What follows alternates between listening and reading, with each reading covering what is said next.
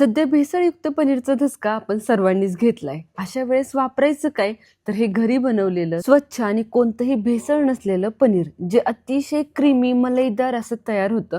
फक्त यासाठी काही टिप्स आहेत, त्या फॉलो करा. आणि हे मलईदार पनीर बनवायला अगदी कमीत कमी साहित्य लागतं. फक्त 2 साहित्यांमध्ये पनीर तयार होतं, हे आपल्या सगळ्यांनाच माहिती आहे.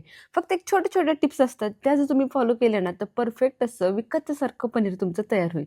इथे मी पाऊण लिटर म्हशीचं दूध घेतले, दूध गरम करायला ठेवले.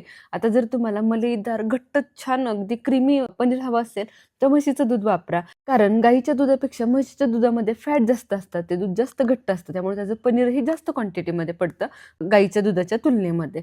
चला, आता इथे दूध गरम होईपर्यंत मी एक लिंबू छानपैकी पिळून घेतले. एका लिंबाचा पूर्ण रस काढून घेतलाय, त्यातल्या बिया वेगळ्या करून घेतल्यात. आणि दूध आपले इथे किमान 80 ते 90% छान तापवून घ्यायचं. म्हणजे दुधाला पूर्ण उकळी येता कामा नये. दूध उकळी येण्याच्या अगोदरची जी स्टेज असते, त्या स्टेजला हा लिंबाचा रस दुधामध्ये घालून घ्यायचा आहे. ही टिप तेवढी सगळ्यात महत्त्वाची आहे. अगदी परफेक्ट असं पनीर तयार होण्यासाठी दूध उकळता कामा नये आणि दूध फ्रेशच असायला हवं. चला, आता यामध्ये लिंबाचा रस घातला की कंटिन्युअसली मिक्स करत राहायचं. ढवळत असताना पुढे मागे करत ढवळायचं, म्हणजे लगेच पनीर आपलं तयार व्हायला सुरुवात होते. तुम्ही बघू शकता, हळूहळू दाणेदारपणा दुधामध्ये यायला सुरुवात झाली आणि फक्त पुढच्या एक 3 ते 4 सेकंदामध्ये पनीर आपलं तयार होणार आहे. अगदी झटपट असं हे पनीर तयार होतं. बऱ्याच वेळेला लिंबाच्या रसाऐवजी व्हिनेगरही वापरलं जातं. तुमच्याकडे व्हिनेगर असेल तर तेही वापरू शकता, परंतु लिंबाचा रस वापरणं कधीही चांगलं, कारण लिंबाच्या रसाने सुद्धा तेवढाच सेम इफेक्ट भेटणार आहे. आता दुसरी महत्त्वाची टिप, पनीर जेव्हा आपण अशा पद्धतीने गाळून घेतो, पनीर वेगळं झाले, पाणी वेगळं झाले, हे पाणी तुम्ही कणिक मळायला वगैरे वापरू शकता. आता हे चाळणीतलं पनीर चमच्याच्या सहाय्याने हलकं हलकं प्रेस करायचं, यातलं सगळं पाणी छान काढून टाकायचं. आता दुसऱ्या भांड्यावरती ही चाळणी ठेवूयात आणि स्वच्छ पाण्याने एक 2दा तरी हे पनीर स्वच्छ धुवून घ्यायचं. यामुळे काय होतं, आपण जो काही लिंबाचा रस घातलाय त्याचा संपूर्ण वास, त्याचा संपूर्ण अर्क निघून जातो आणि पनीर अगदी परफेक्ट असं आपलं तयार होतं. अजिबातही लिंबाचा रस राहत नाही. तुम्ही व्हिनेगर जरी घातलं ना, तेव्हाही असंच करा. स्वच्छ 2 पाण्याने तरी पनीर धुवून घ्या.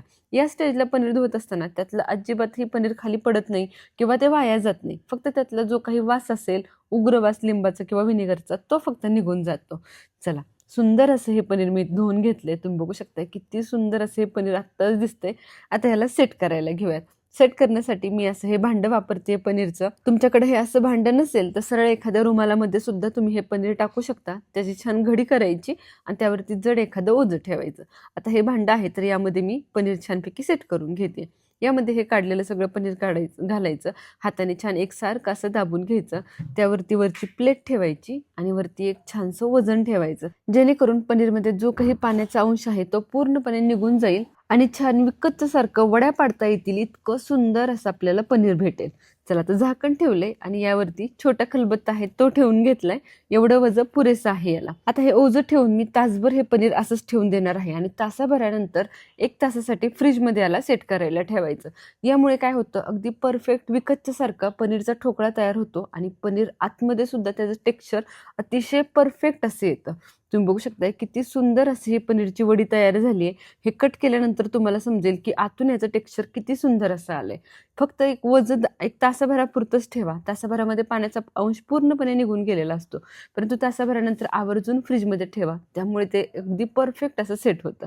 तुम्हाला वडी कट करताना जाणवत असेल की किती मलईदार असं हे पनीर झालंय. इथे पाऊण लिटर दुधामध्ये साधारण 200 ते 250 ग्रॅम पनीर माझं तयार झाले. चला, तर याच्या छानशा वड्या पाडून घेते. तुम्ही तुमच्या आवडीप्रमाणे छोट्या मोठ्या या वड्यांची क्यूब्स करू शकता. इथे मी मीडियम आकाराच्या वड्या करून घेते. या पनीरपासून पनीरची सुंदर अशी मटर पनीरची भाजी मी थाळीमध्ये बनवून घेतली. तुम्हाला जर बघायची असेल तर कालच व्हिडिओ पोस्ट केलाय व्हेज थाळीचा, त्यामध्ये ही पनीरची भाजी मी सर्व केली आहे. अतिशय सुंदर असं हे पनीर तयार होतं. तुम्ही आता टेक्स्चर बघू शकता, आतल्या बाजूने सुद्धा किती सॉफ्ट आणि एकसारखं असं झाले. अजिबातही यामध्ये दाणेदारपणा नाहीये, दरदरीतपणा नाहीये किंवा पोकळपणाही नाहीये. सुंदर असे एकसारख्या वड्या तयार झाल्यात. तुम्हाला बघूनच समजत असेल की किती सुंदर असे पनीर दिसतंय. एक वडी मी तुम्हाला तोडूनही दाखवते, म्हणजे तुमच्या लक्षात येईल.